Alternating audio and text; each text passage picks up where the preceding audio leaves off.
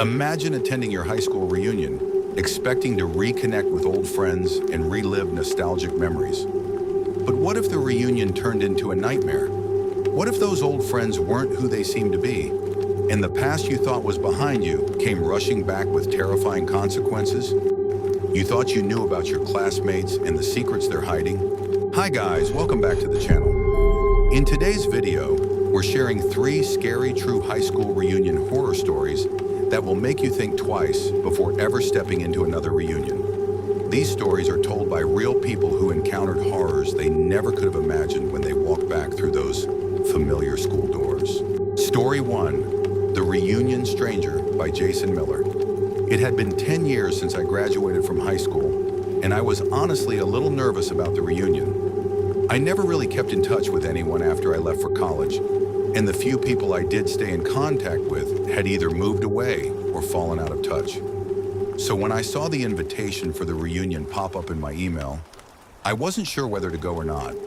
But after a few days of thinking it over, I figured it would be nice to reconnect with some old friends and see where everyone had ended up. The night of the reunion arrived, and I made my way to the venue, a ballroom in the same hotel that had hosted our prom all those years ago. As I walked in, the familiar faces of my classmates flooded my mind. There were the cheerleaders, the jocks, the nerds. Everyone was there. Some of them had changed, but others hadn't changed at all, looking just like they had in high school. It felt strange, like no time had passed at all. I was a little uncomfortable at first, unsure of where to start or who to talk to, but eventually I found a group of people I recognized from my class. We all started reminiscing about the old days, the pranks, the parties, the teachers we all hated. It was nice, even though I hadn't stayed close with any of them. But as the night went on, I began to notice something strange. There was a man standing near the back of the room, not talking to anyone, just staring at the crowd. He looked oddly familiar, though I couldn't place him. He was tall, with short dark hair, wearing a suit that was a bit too formal for the casual event. I found myself glancing back at him every now and then, wondering who he was. At one point, I noticed him walking toward me. As he got closer, I could feel my heart rate pick up. There was something about him that unsettled me, but I couldn't put my finger on it. "Jason Miller, right?" he said with a smile, his voice smooth and confident. I nodded. "Yeah, that's me. Have we met before?" He didn't answer right away, just gave me this strange look like he was sizing me up. "We went to high school together. I was in your grade," he said. His tone wasn't exactly friendly, more matter of fact. I furrowed my brows, trying to remember. "I'm sorry, but I don't remember you." "That's all right," he said, his smile not reaching his eyes. "It's been a while, hasn't it?" I nodded again, feeling increasingly uneasy. "Yeah, I guess it has, but I'm not sure I remember you from school." His smile faltered for a split second before he straightened up, almost like he was annoyed. "Well, I remember you. You were in the same classes as me. We had that history class together.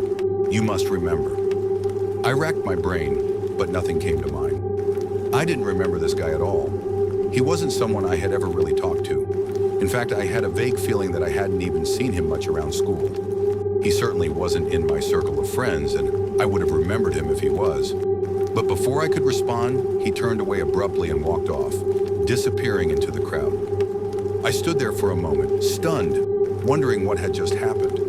The whole interaction felt off, like something wasn't right. I felt a strange chill crawl down my spine.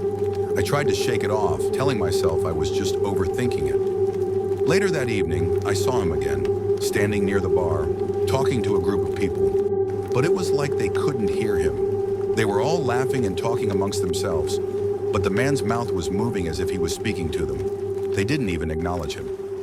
I felt a knot tighten in my stomach as I watched him interact with them, but still, no one seemed to react. It was as if he wasn't even there. Curiosity got the better of me, and I decided to approach him.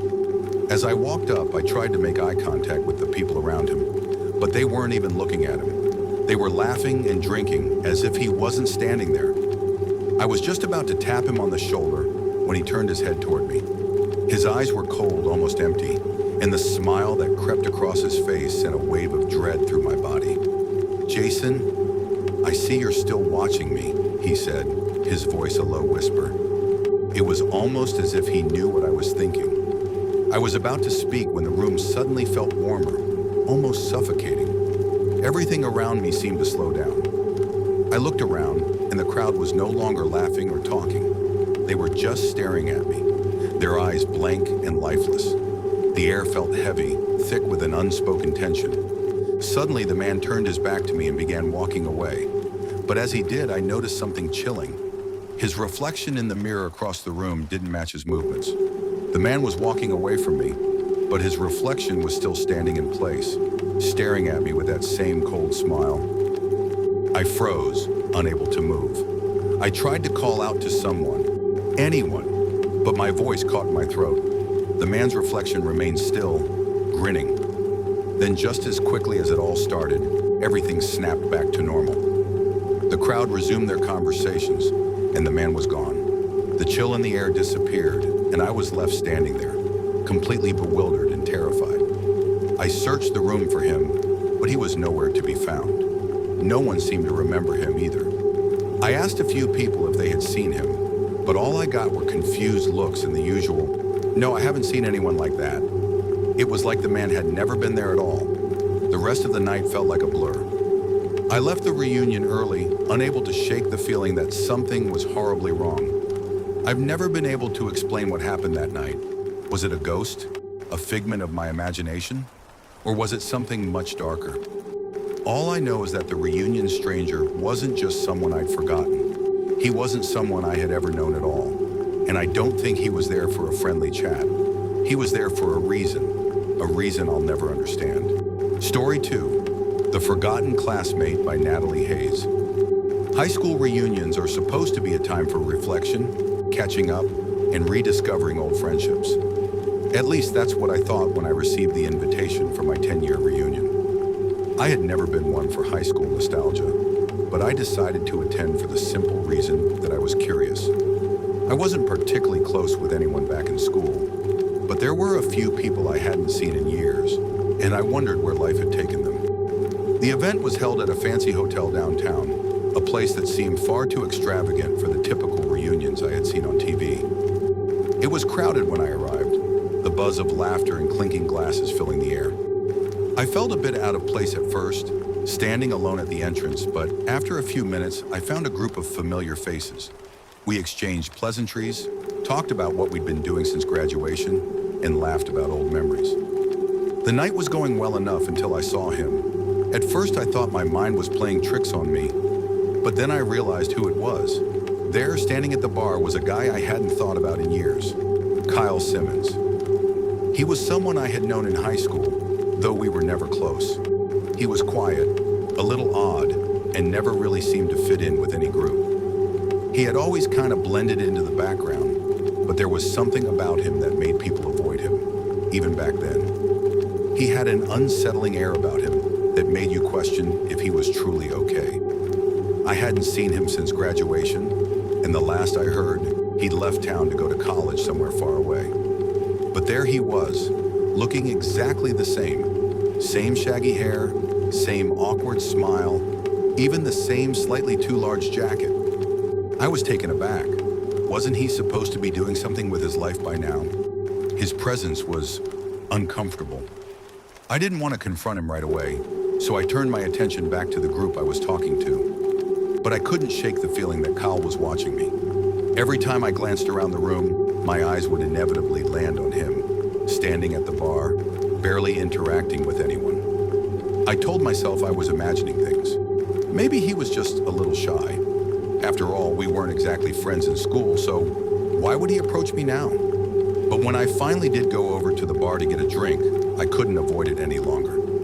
Kyle was still there, leaning against the counter, a half-empty glass in his hand. His eyes met mine, and for a moment I thought he wasn't going to say anything. Then he spoke. "Natalie, right?" he asked, his voice almost a whisper. It was the same voice I remembered from high school, quiet, a little strained, like he wasn't used to talking to people. "Yeah, that's me. Kyle, right?" I replied, trying to mask my discomfort with a smile. He nodded. "I can't believe it's been 10 years. I agreed with a short laugh. trying to keep the conversation light. "Yeah, time flies, doesn't it?" He didn't respond immediately. Instead, he looked around the room as if lost in thought. It was strange. Everyone else was talking, laughing, enjoying themselves. But Kyle was still standing there, barely moving, like he was a ghost in the crowd. "So, what have you been up to?" I asked, hoping to break the awkward silence. Kyle's eyes flicked back to me, and for a moment, I could have sworn I saw something dark pass through his gaze. "Oh, you know, same old," he said, his words trailing off. "It's good to see you, though. You haven't changed much." I felt a strange unease creep up my spine. He had said it with such an intensity, like he wasn't just making small talk. And his eyes, they were staring at me now, a little too intently. Before I could say anything else, the conversation was interrupted by a few people who came over to join us at the bar. I gave them a polite smile and nodded, excusing myself from the conversation. I didn't want to seem rude, but I couldn't shake the feeling that something was off. I tried to push it out of my mind and enjoy the rest of the evening. Later in the night, as the reunion was winding down, I found myself standing near the entrance, getting ready to leave. I glanced around for my old friends, but I couldn't see anyone.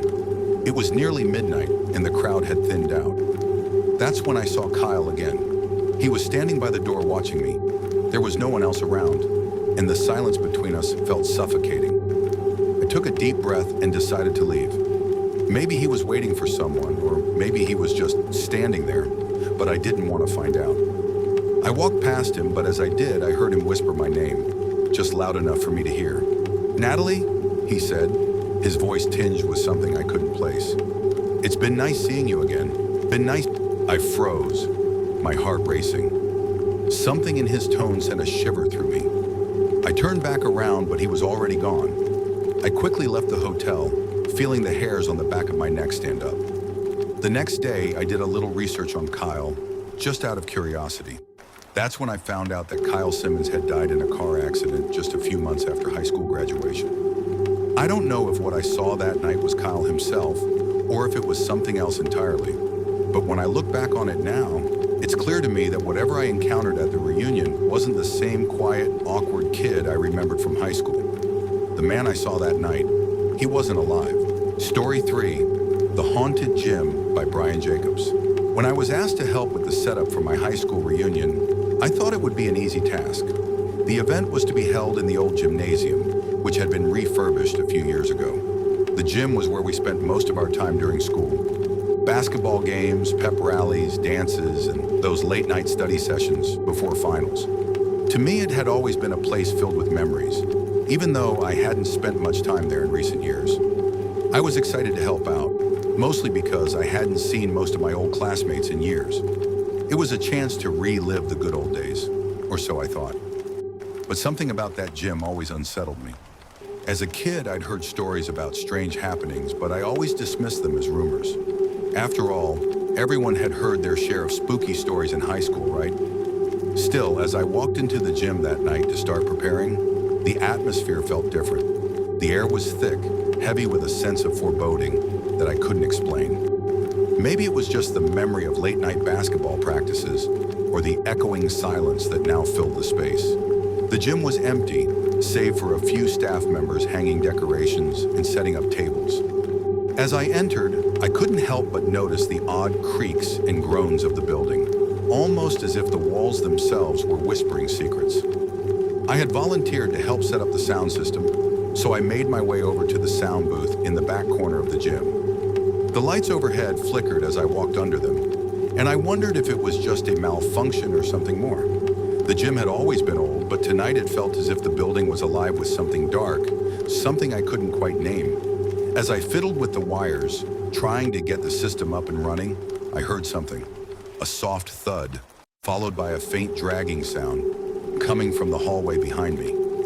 I froze, my hands stilling over the equipment. There was no one back there. I hadn't seen anyone leave the gym to go down that hallway, and it was way too early for anyone to be sneaking around. "Hello," I called out, but my voice seemed to get swallowed up by the cavernous space of the gym. No response. I took a deep breath, chalking it up to my imagination, and went back to setting up the speakers. But the sound didn't stop. I heard the dragging again, closer this time, followed by what sounded like whispering voices. I felt a chill crawl up my spine, the kind of chill that made you second-guess everything you thought you knew. There was something off about the air, something wrong about the way the gym felt that night. It wasn't just the memories flooding back, or the weight of the years gone by. There was something more. I turned off the sound system and walked cautiously toward the hallway. The gym lights flickered again as I stepped into the darkness of the hallway, the silence pressing in on me. I was about to turn back when I heard it, a faint sound, barely audible, but unmistakable. Footsteps, slow, deliberate, almost methodical, like someone was walking just out of view. I held my breath and crept forward, my heart pounding in my chest. The hallway seemed to stretch on longer than it should have, the shadows growing deeper with every step I took. The sound of the footsteps grew louder as I approached the end of the hall, where a door to the locker room stood ajar. As I reached the door, I stopped. The whispers were louder now, like they were calling to me. A cold gust of air brushed past me, and the hairs on my neck stood on end. I pushed the door open cautiously, not knowing what to expect. What I saw inside made my blood run cold. The locker room was empty, except for a lone figure standing in front of the lockers. The person was facing the wall, motionless, as if frozen in time. I couldn't make out any details at first, the dim light from the hallway casting long shadows over the figure. "Hey!" I called out, my voice trembling slightly. "Who's there?" The figure didn't respond. I took a step forward, then another, but the moment I moved closer, I felt the air in the room shift, as if something unseen was pressing in on me. The figure slowly turned around, and my stomach dropped. It was one of my former classmates, someone I hadn't seen in years. His name was Rick Anderson. He was an athlete, a popular guy in school, always surrounded by friends and never one to stay out of the spotlight. But his face, what I saw now, was different.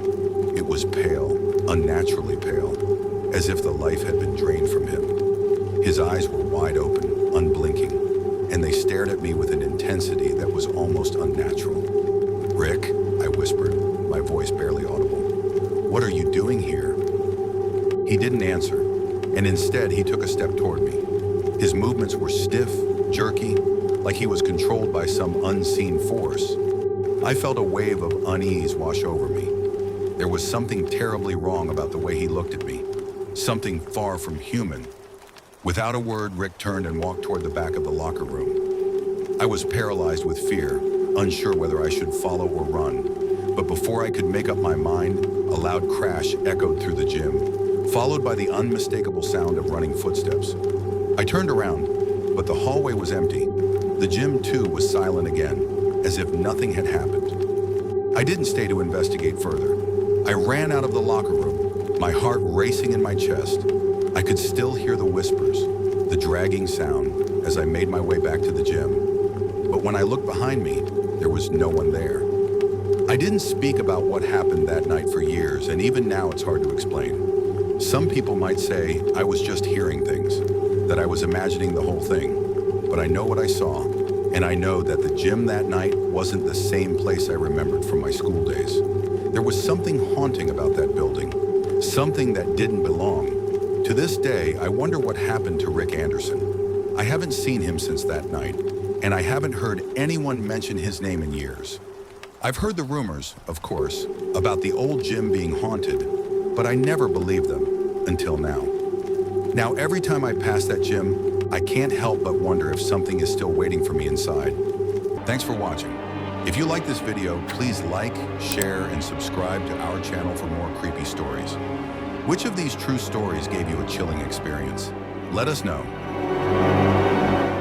Until next time, stay curious, stay safe, and remember, sometimes the scariest stories are the ones that are real.